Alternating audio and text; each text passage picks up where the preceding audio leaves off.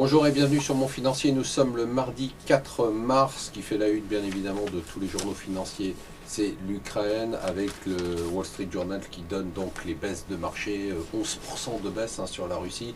Derrière, c'est l'Allemagne qui a pu souffrir, 3,4%, c'est normal compte tenu de la proximité de l'Allemagne avec l'URSS. Pour l'instant, ça a l'air de se calmer un peu. Ce matin, la bourse russe remonte un peu. On a eu donc une panique sur tous les marchés. Le CAC a baissé de 2,7% qui rebondit un peu ce matin à suivre. Le rouble a perdu près de 10% depuis le début de l'année.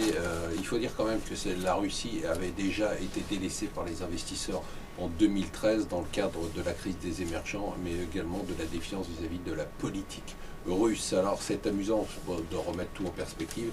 Dans le Parisien ce matin, pas une ligne sur l'Ukraine en une.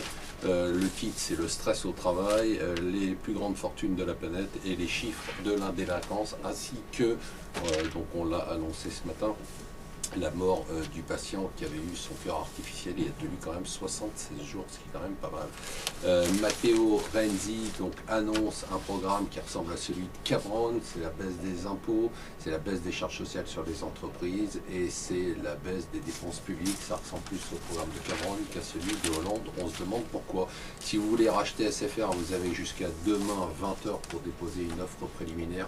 On attend une offre de Numéricable et une offre de Bouygues et a priori on devrait avoir ne pas avoir d'offre de la part de Free. Il paraît que, c'est ce que nous disent les Échos, les banques françaises auront décidé de faire des prêts aux PME. Ça serait la bonne nouvelle, mais à suivre parce que je n'y crois pas.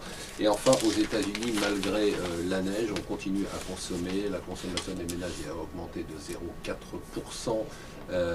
Malgré le mauvais temps, ce qui est plutôt une bonne nouvelle pour l'économie américaine.